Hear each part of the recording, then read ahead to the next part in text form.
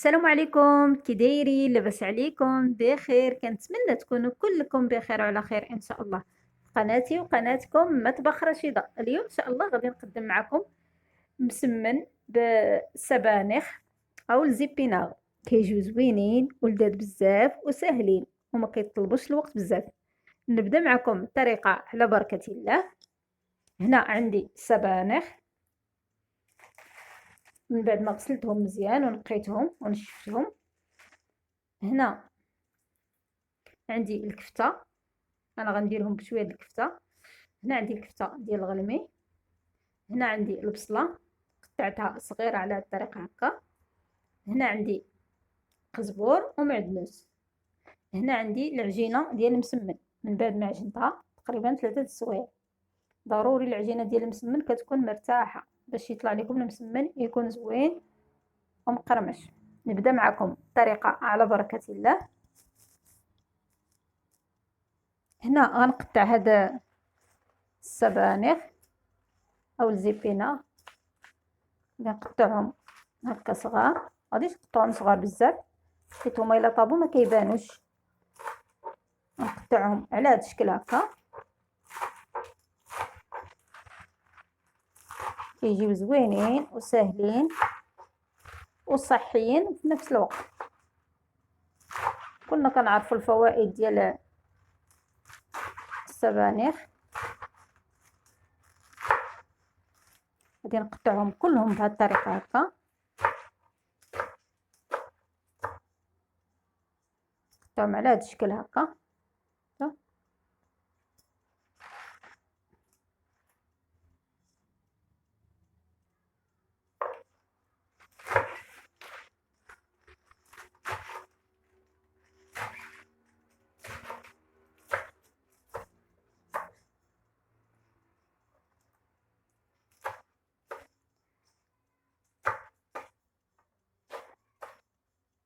هنا من بعد ما قطعتهم غندوز معكم البياض. هنا من بعد ما جبت المقله غادي ندير شويه ديال الزيت. تقدروا ديروا زيت العود او زيت المائده اللي متوفر عندكم. ندير شويه د الزيت، غير شويه. وغادي نسبق البصله هي الاولى.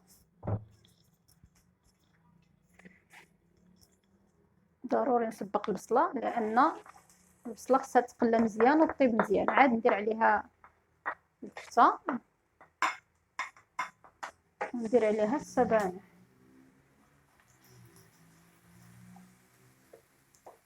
غادي نقلي مزيان هاد البصله، هذا البصله هكا، ونرجع معكم. هنا من بعد ما خليت البصله مزيان على هاد الشكل هكا، ضروري تخلوا البصله مزيان. غندير عليها الكفته.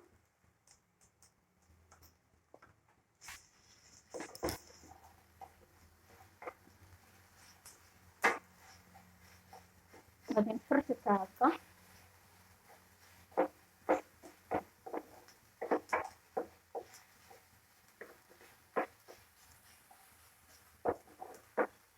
تقدروا ديروا حتى الدجاج، راه كيجي فيها زوين. ولا تقدروا ديروها غير هكاك بلا دجاج بلا كفته، كتجي زوينه وصحيه. هنا غندير لي زيبيناغ او السبانخ. كنجهدوا البوطه، ضروري تجهدوا البوطه باش ما يطلقش الماء، باش السبانخ ديالنا ما يطلقوش الماء.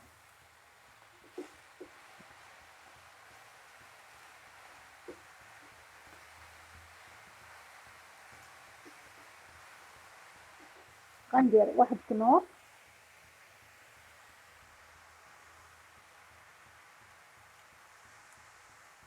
ما غاديش ندير العطريه بزاف، غندير واحد كنور.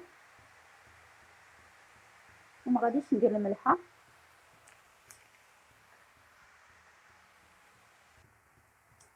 هنا غندير واحد شويه ديال السكنجبير وشويه ديال البزار.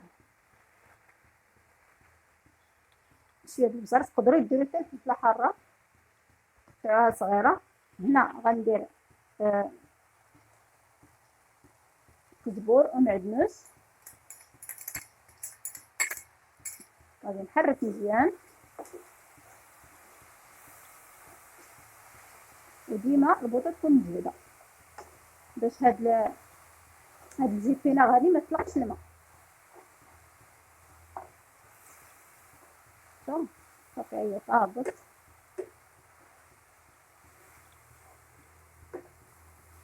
غادي نطفي عليها ونخليها حتى تبرد مزيان ونرجع معاكم.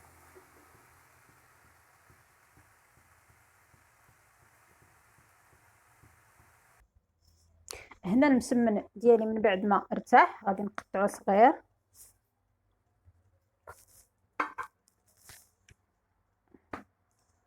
على هاد الشكل هكا، يكون صغير ما يكونش كبير بزاف.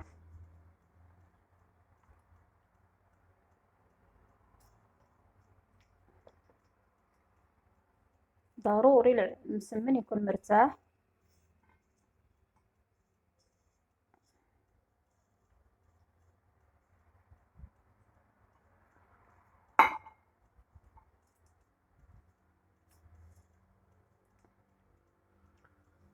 والسبانخ ديالنا تكون بارده ما تكونش سخونه، ضروري تخليها تبرد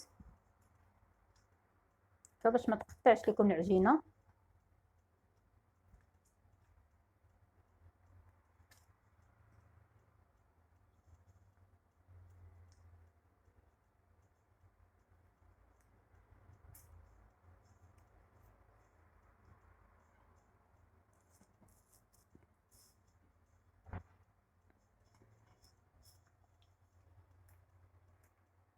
كندهنوها بشويه الزيت.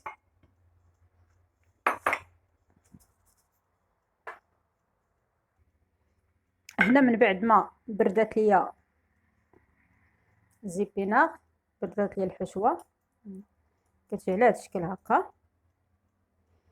غادي نورق المسمن ديالي على هذا الشكل هكا،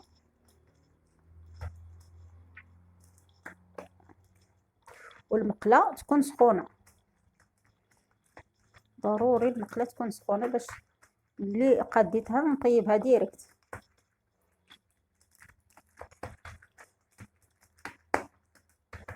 غادي ندير وحده فوق وحده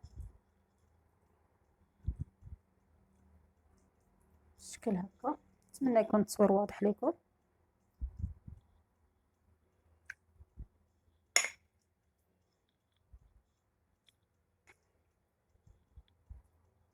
على هذا الشكل هكا.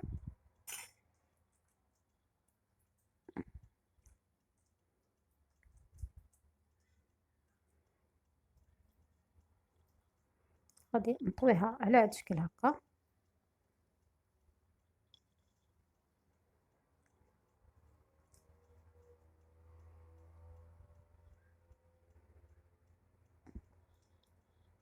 غادي نجيب مسمنه اخرى، غندير وحده وسط وحده هكا باش ما تحلش ليا العجينه.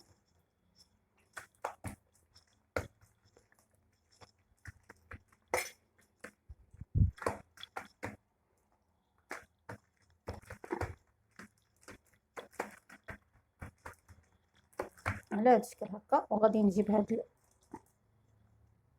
نقلبها على الجهه الاخرى. شوف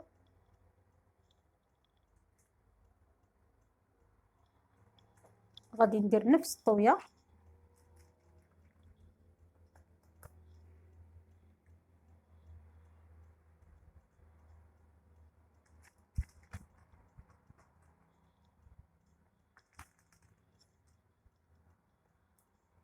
على هذا الشكل هكا. غادي نورقها واحد شويه هكا. ندوز معكم الطياب. هنا المقله راه كتسخن، غادي نرشها بشويه ديال الزيت،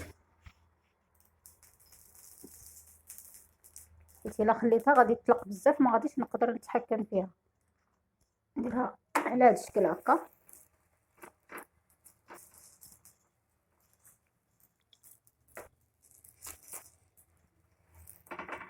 نزيد معكم واحدة أخرى.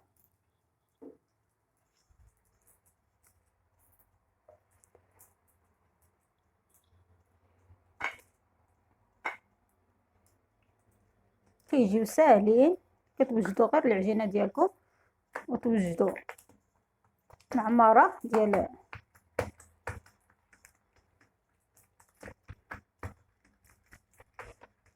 ما تكثروش فيهم قط العطريه.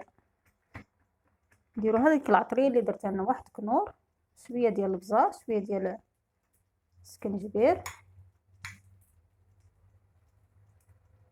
وإلا فيهم الكفته راه ما تكثروش ليهم قط العطريه باش يجيو زوينين.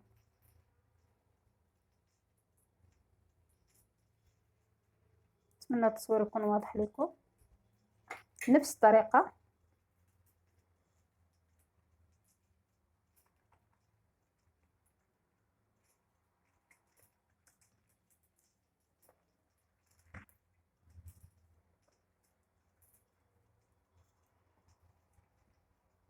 غادي نقلب المسمنه.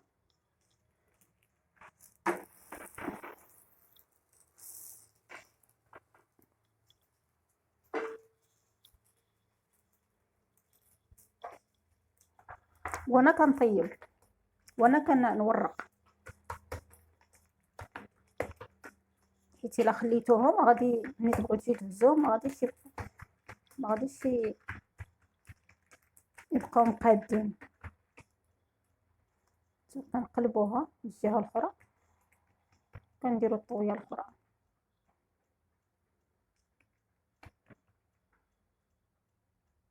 هادو راه كيجيو حتى في رمضان كيجيو زوينين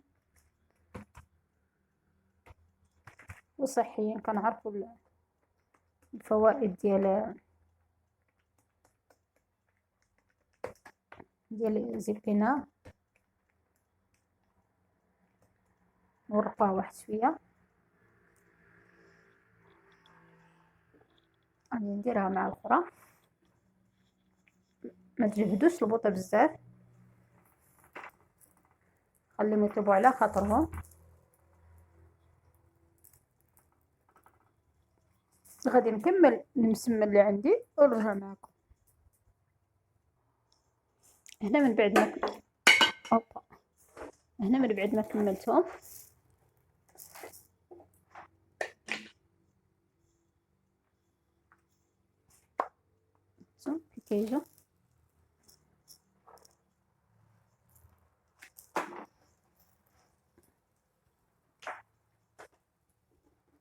كيجيو ساهلين في الطياب ولا ما كياخذوش الوقت بزاف. غير العجينه تكون عندكم موجوده، ضروري العجينه تكون موجوده، هكا ما كيطلبوش الوقت بزاف.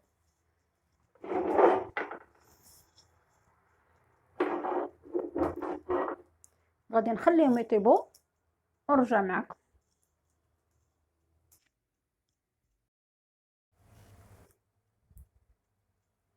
هنا من بعد ما طابوا المسمن غادي نقطعوه هكا على جوج.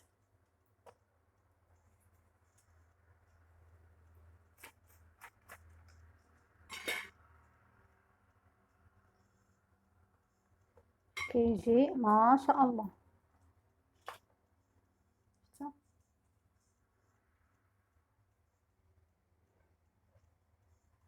غادي نقطع الاخرى بنفس الطريقه.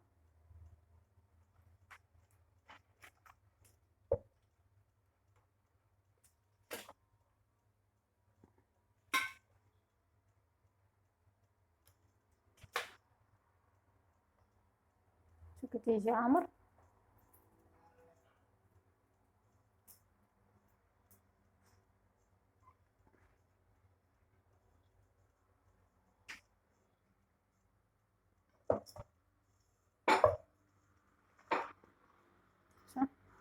كيجي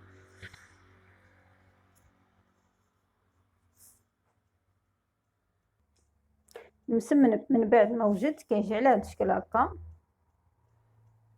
كنقدموه بالصحه والراحه، كيجي زوين هكا للعشاء ولا كسكروت ولا في رمضان. راه كيجي ما شاء الله ولذيذ بزاف وسهل وما كيطلبش الوقت بزاف، تكون عندكم غير العجينه موجوده والعماره كطيبات بلاصه وتبرد وتعمروا بها.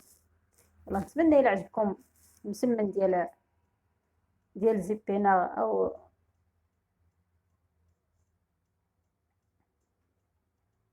السبانخ، كيجيو على هاد الشكل هكا، كيجيو ما شاء الله. يلا نتمنى الى عجبكم الفيديو ديال اليوم، ما تنساوش تكثروا لي من لايك وتكتبوا لي في كومونتير كي جاكم، شاركوا الفيديو مع الحباب ديالكم الاصدقاء ديالكم هكا باش نعطيكم المزيد والمزيد ان شاء الله. يلا بسلامه عليكم، وما تنساوش تجربوا هذه الوصفه هذه، راه جديده بزاف وسهله. يلا بسلامه عليكم، وما تنساوش لايك.